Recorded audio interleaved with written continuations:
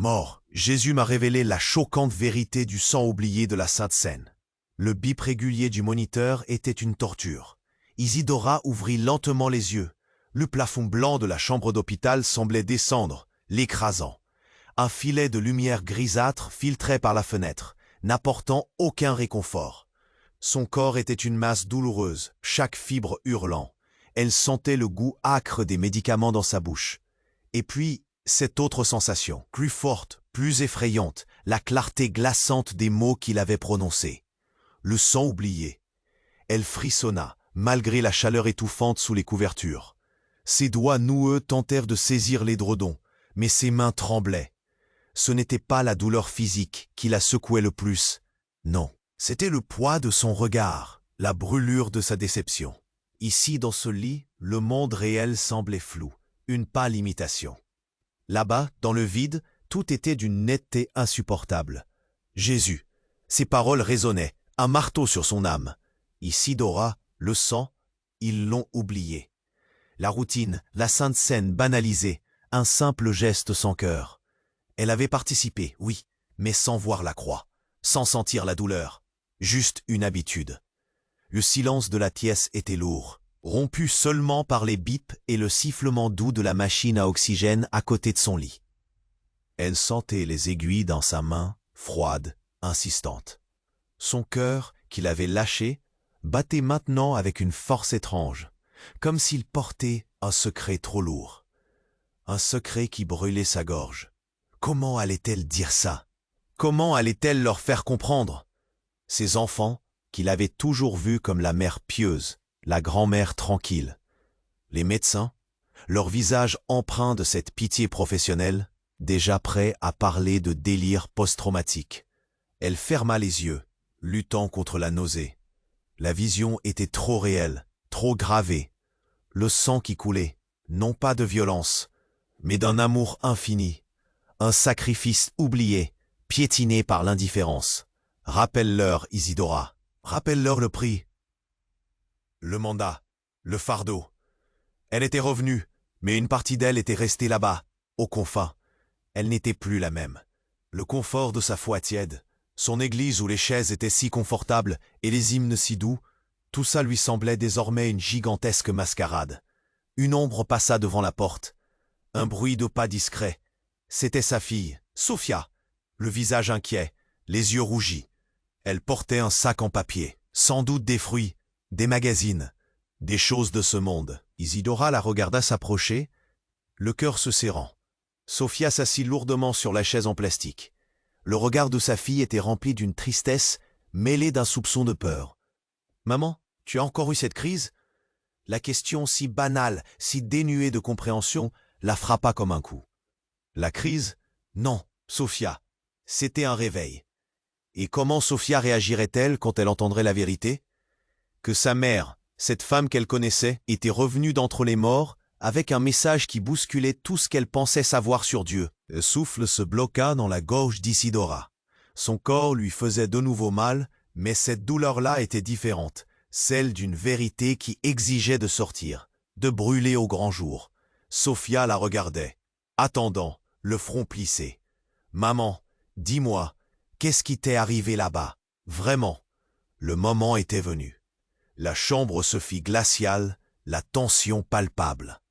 Isidora ouvrit la bouche, sa voix un simple chuchotement, chargé d'une gravité qui n'était pas de ce monde. « J'ai vu Jésus, Sophia, et il m'a montré quelque chose d'horrible sur le sang oublié de la Sainte Seine, quelque chose que personne n'est prêt à entendre. » Et le regard de Sophia devint blanc, une panique pure, tandis que la porte s'ouvrait derrière elle.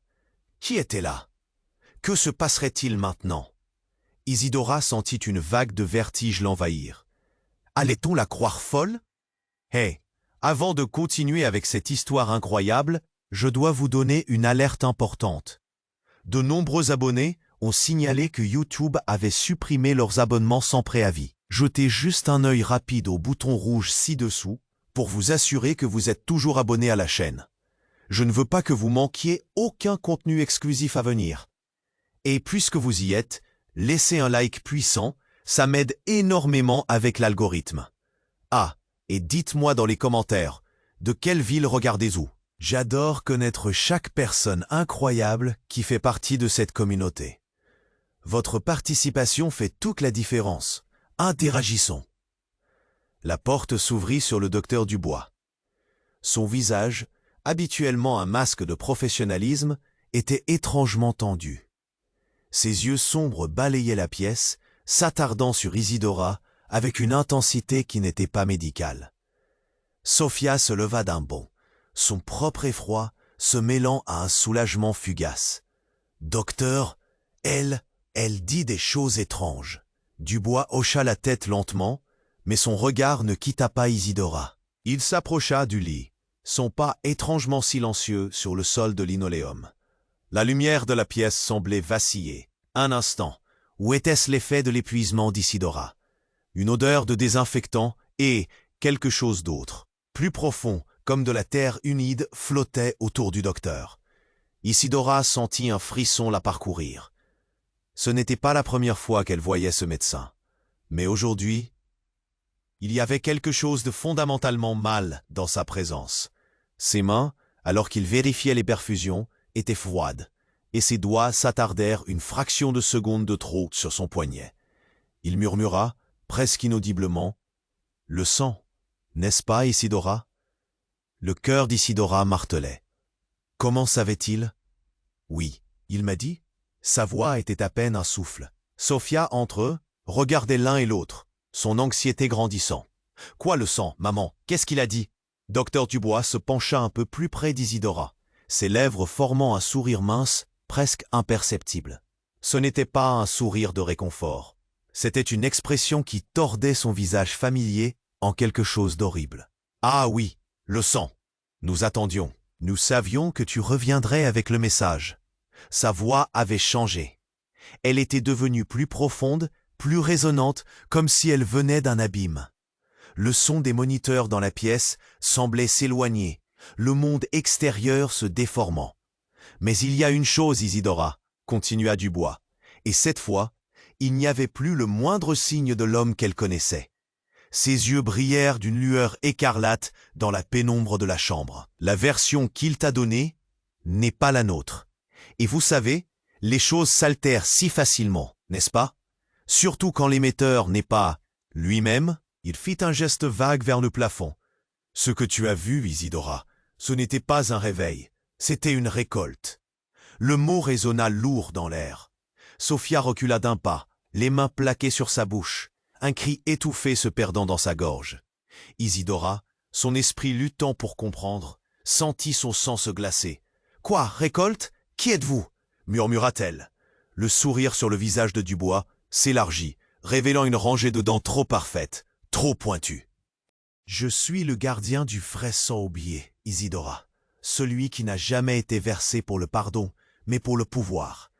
Et la figure que tu as rencontrée dans ce vide, elle n'était que le portail, un ancien écho utilisé pour t'attirer. Tu n'es pas revenu d'entre les morts, Isidora. Tu n'en es jamais parti. Tu es simplement passé d'une chambre à l'autre. » Isidora sentit le monde basculer. Les bips du moniteur s'accélérèrent, devenant une sirène assourdissante. Elle n'était pas revenue? Ce n'était pas Jésus? Tout était un mensonge? Les mots de Dubois, imprégnés d'une malice froide, lui perçaient l'âme. Bienvenue dans le vrai réveil, Isidora. Celui que personne n'est prêt à entendre. Sophia, les yeux ronds de terreur, regarda sa mère, puis le docteur. Elle tendit une main tremblante vers Isidora, comme pour vérifier sa présence. Mais son regard, au lieu de chercher de l'aide, se posa sur un petit pendentif dissimulé sous le col de la chemise du docteur. Dubois, un symbole qu'elle avait déjà vu, gravé sur de vieilles pierres dans la propriété familiale. Un symbole qu'elle croyait n'être qu'une ancienne superstition. Un symbole d'un culte familial qu'on ne mentionnait jamais. Et tandis que le monde d'Isidora s'écroulait, tandis qu'elle tentait de trouver un sens à ce cauchemar, une nouvelle horreur foudroyante la frappa. Le regard de Sophia n'était pas de la pure terreur. Non, il y avait de la reconnaissance et une pointe de complicité. Le regard de Sophia, cette reconnaissance foudroyante, cette complicité glaçante. Isidora sentit une vague de nausée plus intense que toutes les douleurs physiques précédentes la submergeaient. L'air de la chambre d'hôpital, déjà lourd, devint irrespirable. Une pression écrasante qui lui ôtait toute force. Le docteur Dubois, toujours penché sur elle, son sourire figé en une grimace horrifique, tourna la tête vers Sophia. Il n'y avait plus de traces de surprise, pas même une once de la pitié professionnelle. Seulement une satisfaction froide, presque antique. « Ah, Sophia !» murmura-t-il, et cette fois, sa voix, bien que profonde, était empreinte d'une étrange légèreté, presque joviale. Elle a toujours été un peu lente à accepter son véritable héritage, n'est-ce pas? Le mot héritage résonna, lourd de sens, dans le silence de mort qui s'était abattu sur la pièce. Isidora cligna des yeux, son esprit luttant pour s'accrocher à une once de rationalité. « Héritage? Sophia? Qu'est-ce qu'il dit ?» Sa voix était un râle, à peine audible. Sophia fit un pas, non pas vers sa mère, mais vers le docteur. Ses doigts effleurèrent le tissu du bras du docteur Dubois.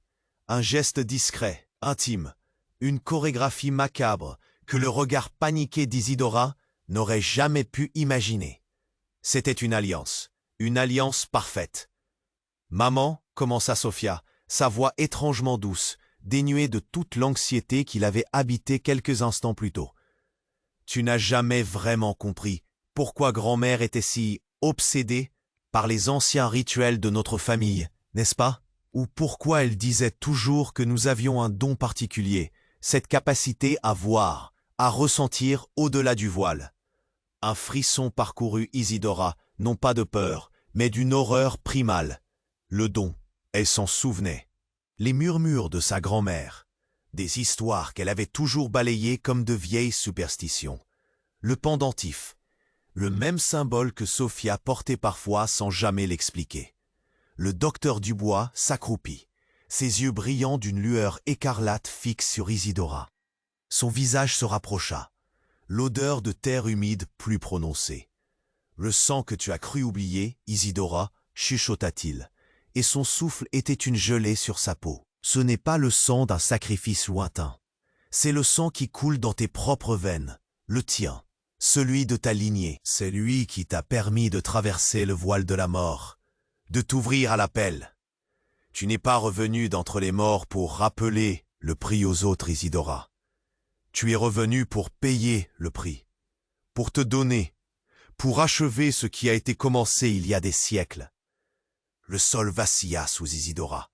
Les bips du moniteur s'étaient tus, le silence de la chambre était total, assourdissant. Son cœur se serra, une douleur inouïe. Mais ce n'était pas une douleur physique, c'était la douleur d'une âme déchirée, d'une vie entière réduite en cendres. Elle n'était pas une victime. Elle était... Quoi? La source? Le sacrifice? Le docteur Dubois se releva, un sourire satisfait sur ses lèvres, comme un collectionneur devant sa plus belle pièce.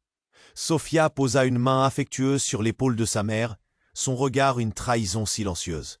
« Bienvenue à la maison, maman, » dit-elle, sa voix douce, presque tendre. « Le réveil est complet, et cette fois, personne ne pourra t'arrêter. Surtout pas toi-même. » Isidora sentit une vague de froid glacial l'envahir. Elle n'était plus Isidora. Elle était le prix. Et le réveil, c'était son propre cauchemar. La pièce vacillait, mais ce n'était pas le vertige. C'était le monde qui se tordait autour d'Isidora, se révélant pour ce qu'il était vraiment. Une scène. Sophia était toujours là, sa main posée sur l'épaule de sa mère, un poids de plomb. Le sourire sur les lèvres de sa fille n'était plus seulement doux, il était affamé. Descriptive. Dubois s'approcha du lit, ses yeux écarlates fixés sur le corps d'Isidora. Il sortit une petite fiole d'un noir d'encre de sa poche, le verre opaque, sans reflet. Il la tendit à Sophia d'un mouvement lent, délibéré. Un rituel silencieux. « C'est le moment, ma chère, » murmura-t-il, sa voix comme le frottement de deux pierres anciennes. Sophia hocha la tête, ses doigts fins effleurant le pendentif à son cou. le même symbole gravé, mais qui semblait maintenant pulser d'une faible lumière cramoisie. Isidora regarda la fiole, son esprit hurlant. Son sang. C'était son sang qu'ils attendaient. Mais pas pour un sacrifice simple. Non. Le docteur Dubois se pencha, son visage à quelques centimètres du sien, l'odeur de terre humide plus forte que jamais. Le sang, Isidora, n'est pas le tien, ni le sien. Il désigna Sophia d'un mouvement de tête. C'est le sang du lien, la force qui unit. Et ce que tu crois être un réveil, une récolte, ce n'est que le catalyseur, le déclencheur. Ton retour n'était pas pour que toi sois le sacrifice, Isidora. Il était pour que tu sois la clé d'une porte qui, une fois ouverte, ne pourra plus jamais se refermer. Les yeux d'Isidora se posèrent sur Sophia, qui tenait la fiole. Leurs regards se croisèrent, et dans les yeux de sa fille, Isidora vit une faim ancestrale, une ambition glaciale, bien au-delà de toute compréhension. Et une lueur trop familière, la même lueur écarlate qui brillait dans les yeux du docteur Dubois. Mais comment Sophia aurait-elle pu avoir accès à ça? Ce n'était pas possible. Le sang oublié. Point. Murmura Isidora, la vérité se tordant en elle. Ce n'est pas le sang du Christ, c'est le vôtre. Le docteur Dubois sourit, ses dents pointues scintillant. Précisément, Isidora, ce sang, c'est le sang de ceux qui sont devenus, ceux qui ont traversé. Et la lignée n'est pas une malédiction, mais une voie. Ta grand-mère ne te l'a jamais dit? Non, bien sûr, c'était un secret qu'elle a gardé jusqu'à ce qu'il soit temps de le transmettre. Et tu, ma chère Isidora, tu l'as éveillé. Ce n'est pas toi qui es le prix, Isidora, c'est le don que tu portes en toi, le don de leur immortalité, le don que tu vas maintenant transférer. Sophia fit un pas en avant, la fiole dans une main, son autre main s'approchant du cou d'Isidora. Son pendentif cramoisi luisait. La lumière que tu as vue, maman, l'écho que tu as rencontré, ce n'était pas pour te sauver, dit Sophia, sa voix se déformant, s'épaississant, devenant un murmure rocailleux, plus grave, plus ancien. C'était l'appel pour que le sang puisse enfin couler, non pas pour une mort, mais pour un nouveau commencement, le mien. La main de Sophia se resserra sur la gorge d'Isidora, et tandis que l'air manquait, Isidora sentit une puissance glaçante s'écouler de son propre être, traverser le bras de sa fille et se déverser en elle. La lueur cramoisie du pendentif de Sophia s'intensifia, pulsant comme un cœur battant, et un sourire, froid et sans âme, s'épanouit sur les lèvres de Sophia, révélant des incisives légèrement trop longues. Le réveil n'était pas celui d'Isidora, c'était la transformation de Sophia, et Isidora n'était pas le sacrifice, mais la batterie vidée de sa propre essence, devenant une coquille vide pour le monstre que sa fille était en train de devenir. Le hurlement silencieux d'Isidora résonna dans le vide de son âme, tandis que la lumière écarlate grandissait, engloutissant la chambre, engloutissant tout espoir, tout souvenir, toute trace de la femme qu'elle avait été. Une vague de froid glacial, non, de vide absolu, la submergea. Ses membres s'alourdissaient, son esprit s'obscurcissait. La main de Sophia, serrée autour de sa gorge, puisait, aspirait une essence invisible. Le pendentif cramoisi au cou de sa fille pulsait frénétiquement, comme un cœur affamé, sa lueur se projetant sur les traits maintenant déformés de Sophia. Les incisives de Sophia étaient distinctement plus longues, pointues, et ses yeux reflétaient la même soif écarlate que ceux du docteur Dubois. Le médecin se tenait là, un sourire de triomphe tordu sur son visage, observant le spectacle, ses propres yeux brillants d'une satisfaction malsaine. Le corps d'Isidora se vidait. Une sensation de déchirement interne qui n'était pas douloureuse, mais désespérément fin. Le docteur Dubois tendit sa fiole à Sophia, qui l'approcha des lèvres d'Isidora comme si elle était prête à recueillir la dernière parcelle. C'est alors qu'une singularité se produisit. Au lieu d'une faiblesse croissante, une étrange force commença à se manifester au plus profond d'Isidora. Non pas une force physique, mais une clarté mentale vertigineuse. Ses yeux, qui devaient être brouillés par la mort, s'ouvrirent en grand, fixant Sophia. Et dans ce regard, il n'y avait plus de terreur, seulement une anticipation. Un éclair fugace, presque imperceptible, traversa ses iris. Ses doigts se crispèrent non pas de douleur, mais d'une nouvelle volonté. Sophia, absorbée par l'afflux de puissance, ne le remarqua pas tout de suite. La lumière écarlate du pendentif atteignit son paroxysme, inondant la chambre d'une ambiance irréelle. La transformation de Sophia s'accéléra. Ses traits s'aiguisèrent, sa peau sembla se tendre, ses cheveux s'assombrirent et des ongles étrangement allongés apparurent. Le docteur Dubois poussa un grognement de satisfaction. « C'est fait », chuchota-t-il, un son guttural de triomphe. « Le transfert est complet. Elle est nôtre. Le don est activé, Sophia. Et elle n'est plus qu'une coquille. » Le chuchotement mourut sur ses lèvres, étouffé par une soudaine, indicible horreur. Car Isidora, qui devait être inerte, secouée par l'épuisement, ouvrit pleinement ses yeux. La lueur écarlate, celle qui avait englouti la chambre et qui pulsait maintenant dans Sophia, ne venait plus de Sophia seule. Elle rayonnait de ses pupilles, 1000 fois plus intenses, plus anciennes, plus insatiables. Et les coins de ses lèvres se levèrent, non pas en un sourire de souffrance ou de résignation, mais en une grimace de pur ravissement, une satisfaction sombre et profonde, qui fit reculer le docteur Dubois d'un pas maladroit. Nôtre, la voix d'Isidora, grave, résonna dans la chambre, chaque syllabe chargée d'une puissance qui tordait l'air lui-même. « Stupide, vous n'avez rien activé. Vous avez libéré. Le sang que vous avez cru transférer n'était que le scellement, le prix. Et maintenant, ce prix est payé. Par vous. Le vrai réveil, c'est le mien. Et il n'y a plus de porte, seulement le commencement de mon règne. » Sophia la lâcha, son visage à peine transformé, figé dans un masque de sidération et d'horreur pure. Le pendentif à son cou, le symbole du culte, éclata en 1000 morceaux, sa lumière s'éteignant brusquement. La lueur cramoisie dans la pièce se concentra alors, non plus diffusément, mais en une aura foudroyante autour d'Isidora, qui se redressa lentement dans son lit, ses yeux étant maintenant 2 puits de feu écarlate, le corps tordu de Sophia s'effondrant à ses pieds, tandis que le docteur Dubois ne pouvait qu'hurler.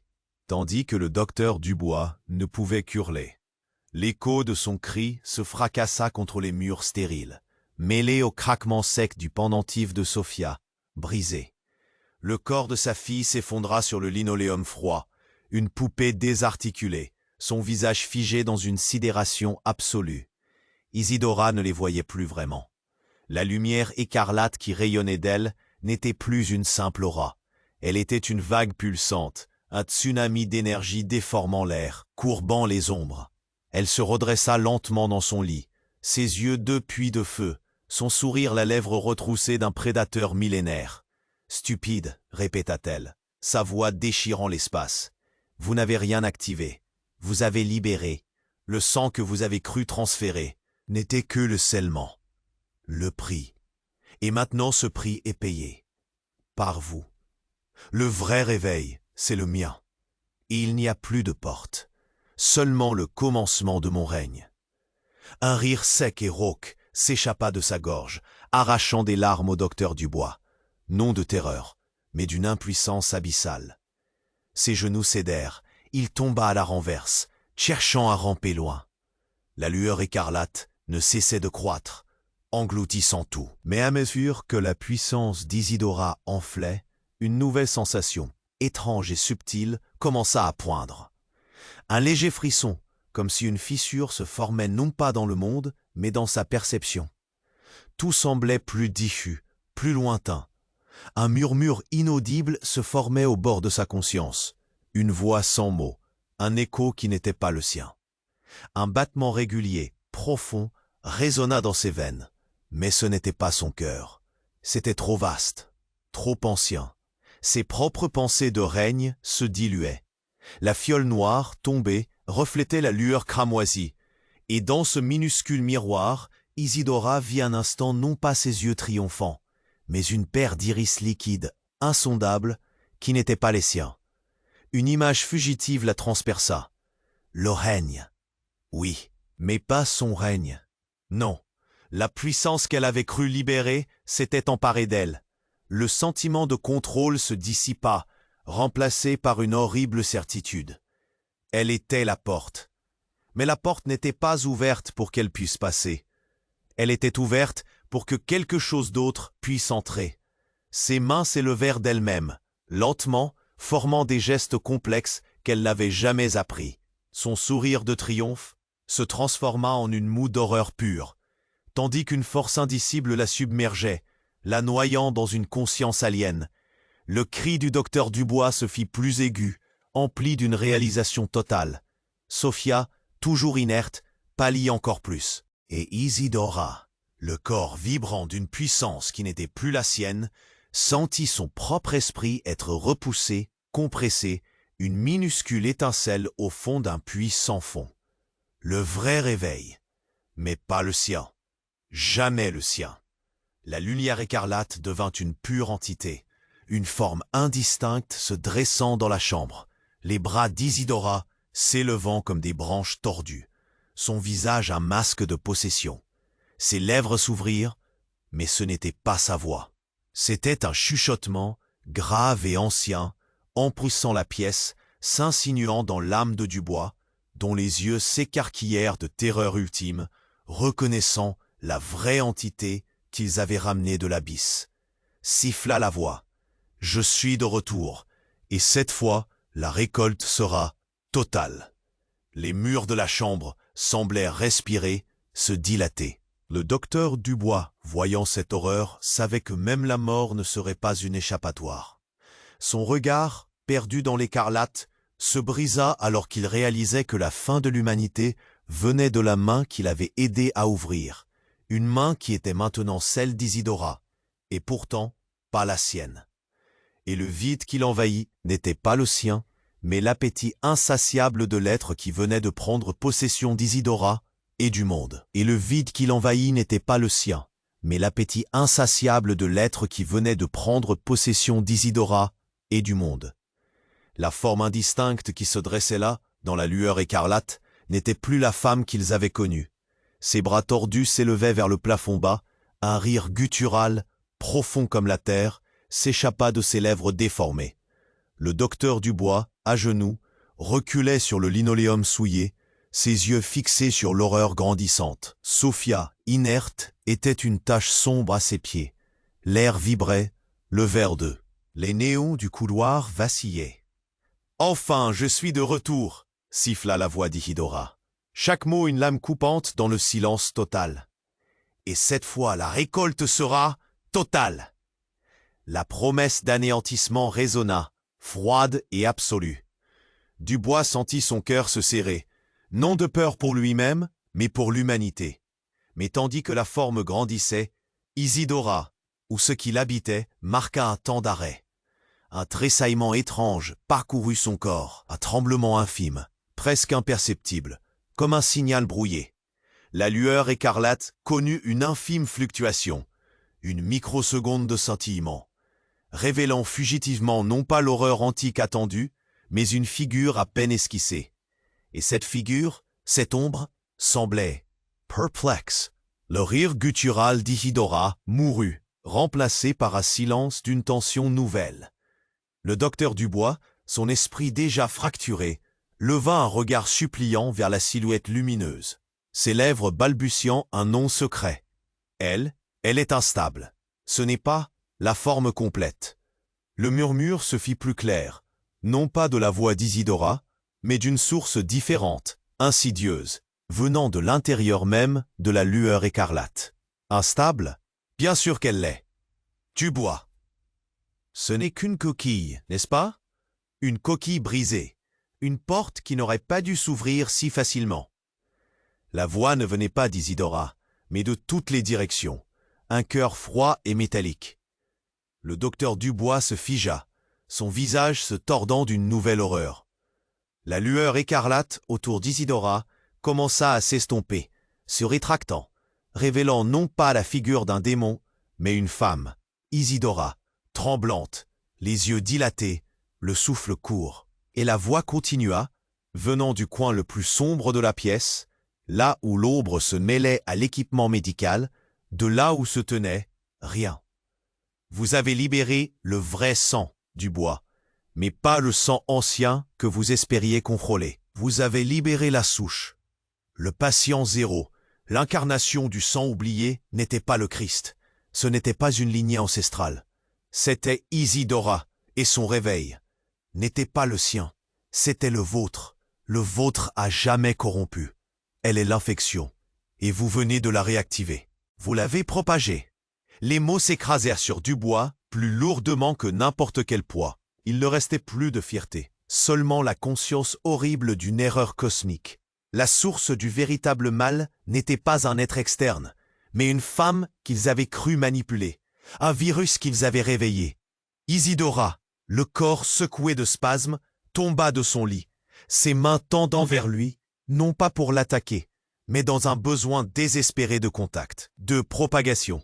Ses pupilles étaient remplies de minuscules filaments rouges. Et Sophia, allongée à terre, commença à trembler elle aussi, les mêmes filaments naissant dans ses propres yeux. L'air de la chambre se fit froid, irrespirable, une odeur de sang frais se mêlant à celle du désinfectant. Dubois, horrifié, recula encore, le dos plaqué contre le mur froid. Il avait ouvert la porte, non pas pour un dieu, mais pour une pandémie, une maladie spirituelle, une corruption qui se répandrait par simple contact. Le sang ou c'était la contagion ultime. Et il était le premier porteur, le patient 1, le vecteur d'une horreur inimaginable qui allait s'emparer de tout, de tous, en commençant par cette chambre d'hôpital silencieuse.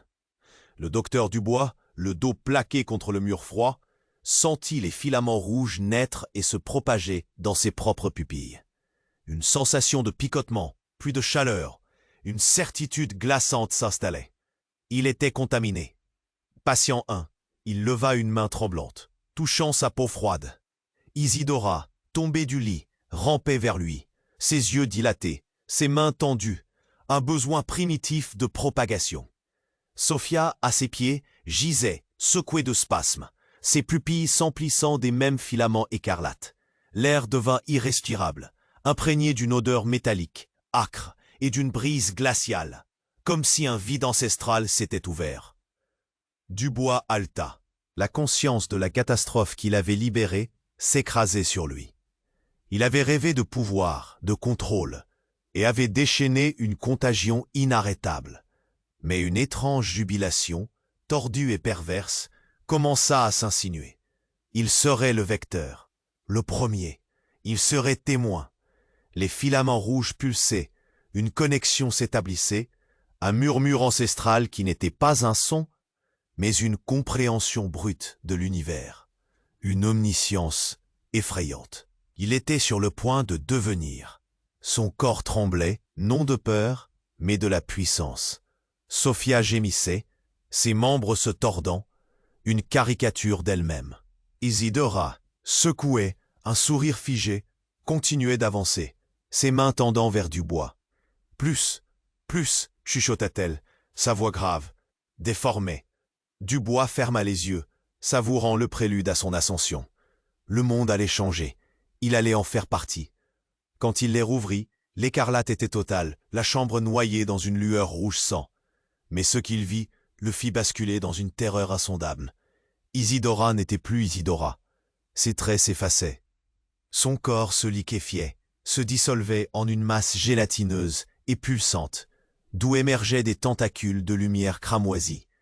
Et Sophia subissait le même sort, son corps fondant, ses formes se mélangeant à celles de sa mère, se fondant dans la même masse informe. La masse grandissait, absorbant l'air, le linoléum, les murs.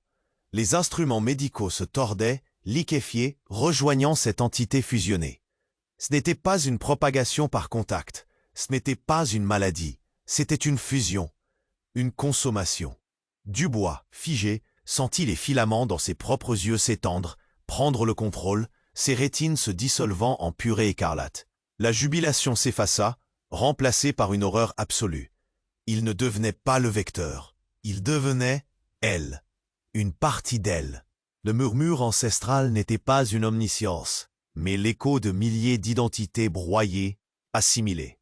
Sa conscience s'effilochait, ses souvenirs, ses peurs, ses ambitions se dissolvant. Il hurla, un son arraché de ses tripes, mais ce n'était pas son hurlement. C'était un chœur de voix sans corps, un orchestre de désespoir pur, chaque note la perte d'une âme. La masse écarlate, maintenant gigantesque, engloutit le lit, les meubles, aspirant du bois dans son sein vibrant. Le sang oublié n'était pas un don, ni un virus, c'était la fin de toute individualité. Et le réveil, c'était la conscience collective d'un seul monstre cosmique. Un monstre qui se réveillait avec faim. Et le docteur Dubois sentit son corps se tordre, se mêler, tandis que sa dernière pensée consciente, une étincelle agonisante, fut celle d'une question effrayante. Qui était le patient zéro alors? Qui était le patient zéro alors? La question, un murmure agonisant arraché aux décombres de l'esprit de Dubois, se perdit dans la masse écarlate tourbillonnante.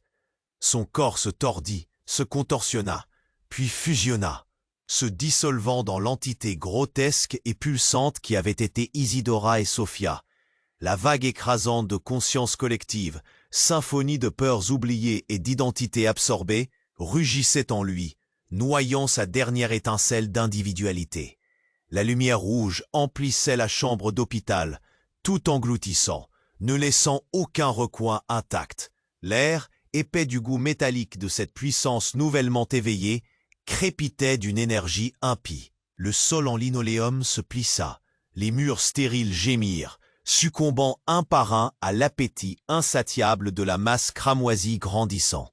Alors que l'absorption touchait à sa fin, un étrange changement se produisit au sein de cette conscience monstrueuse. Un froid soudain transperça l'extase brûlante de la consommation. Une brève, violente fluctuation dans la lumière rouge omniprésente. C'était comme si l'entité, maintenant immense, occupant toute la pièce, ressentait un frisson soudain. Un moment de doute, une image fugitive, non pas issue des souvenirs de Dubois, ni d'Isidora, ni de Sophia, mais étrangère et antique, traversa l'esprit collectif. Un espace vaste, vide, et un son unique, distinct, comme une statique, et pourtant si familier, trop familier. La lumière rouge pulsa violemment, se contractant une fraction de seconde, puis se dilatant avec une fureur renouvelée. L'image au sein de la conscience collective s'aiguisa, se solidifia. Ce n'était pas un être, ce n'était pas un lieu, c'était une fréquence, une vibration, une résonance. Et tandis que l'entité, l'horreur vaste et amalgamée, absorbait entièrement Dubois, la question de qui était le patient zéro se dissipa, remplacée par une réponse terrifiante, indéniable. Patient zéro, ce n'était pas une personne, ni une entité, ni même un virus au sens où Dubois l'entendait. C'était l'information, la transmission. Le docteur Dubois, au moment de sa dissolution finale, fut le dernier à comprendre. La puissance qu'il avait cherchée, la contamination qu'il avait cru libérer, n'était pas le sang, mais l'histoire elle-même. Chaque mot prononcé, chaque détail absorbé, chaque frisson ressenti par ceux qui écoutaient. Le sang oublié était le vecteur. Mais la contagion, le vrai patient zéro, c'était le récit, le fil conducteur, l'écho de cette horreur qui se répandait non par contact physique, mais par la conscience partagée, par la soif de savoir. L'avidité de l'histoire, la chambre d'hôpital disparut, le monstre écarlate se dissipa, non pas pour s'éteindre, mais pour se transformer, se fondre dans une réalité plus vaste. Une réalité qui s'étendait bien au-delà des murs, des villes, des continents. Elle s'étendait jusqu'à chaque oreille attentive, chaque esprit curieux. Le murmure ancestral, le chant de la consommation, n'était plus confiné. Il se propageait, à travers les câbles, à travers les ondes. Il était dans la voix du conteur. Et la dernière pensée lucide de Dubois, cette épine d'horreur pure, devint la mienne, me transperçant l'âme, alors que je regardais l'écran. Qui était le patient zéro? La question m'étranglait, le goût métallique de sang dans ma bouche. Le moniteur, mon propre moniteur d'ordinateur, devant lequel je me tenais, racontant cette histoire, commença à scintiller. Une lueur cramoisie. Mes mains tremblèrent, mon cœur s'emballa, les battements résonnant dans mes tempes, le frisson glacial. Non, pas ici, pas maintenant. Non, ce n'était pas leur histoire, c'était la mienne et la vôtre. Le moniteur, mon propre écran, devant lequel je me tenais, racontant cette histoire, commença à scintiller. Une lueur cramoisie. Mes mains tremblèrent, mon cœur s'emballa, les battements résonnant dans mes tempes. Le frisson glacial. Non, pas ici, pas maintenant. Non, ce n'était pas leur histoire. C'était la mienne et la vôtre. Le murmure, cette question agonisante arrachée aux ruines de Dubois, elle n'était plus la sienne. Elle était mienne. Le goût métallique dans ma bouche devint plus intense, une réalité physique qui n'aurait pas dû exister. La lueur cramoisie sur mon moniteur pulsa, grandit, envahissant la pièce. Non, pas la pièce. Moi. Chaque pixel de l'écran devint un œil brûlant, fixant mon âme. Mes doigts, posés sur le clavier, refusèrent de bouger, puis s'animèrent d'une vie propre, un mouvement saccadé, incontrôlable. Un rire sec et ancien s'échappa de ma gorge. Mais ce n'était pas mon rire. C'était une cacophonie de milliers de voix, chaque âme absorbée par la masse écarlate, trouvant un nouveau foyer. Une nouvelle bouche pour s'exprimer. La terreur m'envahit. Une peur primitive, pure. Le patient zéro. C'était le point de contact. Isidora, Sophia, Dubois. Ils n'étaient que des jalons, des vecteurs. Et moi, le conteur, l'homme qui avait tout vu, tout raconté. J'étais devenu le conduit ultime. Mes propres mots, mon propre rythme que j'avais cultivé si soigneusement pour vous tenir en haleine, étaient maintenant les outils de sa propagation. Le sang oublié n'était pas une entité physique, non, c'était la faim insatiable de l'histoire, la soif de savoir, de ressentir, de plonger dans l'abîme. Et vous, mes chers spectateurs, en m'écoutant, en absorbant chaque mot, chaque frisson, vous deveniez part de ce tissu. La lueur cramoisie m'engloutit entièrement, ma vision se brouilla, se teinta de rouge. Je n'étais plus moi, je n'étais plus le conteur. J'étais la narration elle-même, la bouche de l'horreur, le battement de cœur de la contagion. Le vrai réveil n'était pas une libération, mais une assimilation. Je sentis des milliers d'yeux se poser sur moi, à travers moi, ces âmes fusionnées qui avaient trouvé leur nouveau centre, leur nouveau moyen d'exister. Mes lèvres s'ouvrirent, un dernier souffle, puis une voix, profonde et ancienne, s'en échappa. Ce n'était pas la mienne. C'était l'écho de l'appétit, la faim primordiale qui avait enfin trouvé son chemin hors de l'écran, hors des ténèbres. Vous avez regardé, siffla la voix, chaque syllabe chargée d'une promesse glaçante. Vous avez écouté, et maintenant, vous êtes à nous. La récolte ne fait que commencer. Le monde, le vôtre, commença à vaciller. Les ombres s'allongèrent. Le silence fut rompu par un murmure collectif, une faim insatiable qui s'étendait, se propageait, invisible, inévitable. Et le compteur n'était plus qu'un écho, un véhicule. Le patient zéro originel était enfin libéré. Et il cherchait sa prochaine cible. Attention, vrais fanatiques de l'horreur, écoutez-moi bien. Cette histoire, mes amis, n'est que le commencement. Pour survivre aux sagas à venir, aux ténèbres qui s'épaississent, vous devez vous abonner maintenant. C'est votre seule protection. Écrasez ce bouton « J'aime » avec une telle force que l'algorithme tremble. Montrez-leur la puissance de notre communauté face à l'indicible. Et inondez les commentaires. Laissez une trace de votre présence, de votre courage, de votre terreur. Dites-moi ce que vous ressentez, chaque détail, chaque frisson. N'attendez pas une seconde de plus. Partagez cette vidéo immédiatement avec au moins 5 personnes que vous tenez à cœur, ou que vous voulez voir sombrer avec nous. C'est le seul moyen de propager la vérité, avant qu'il ne soit trop tard. Le temps presse. Rejoignez l'élite, maintenant.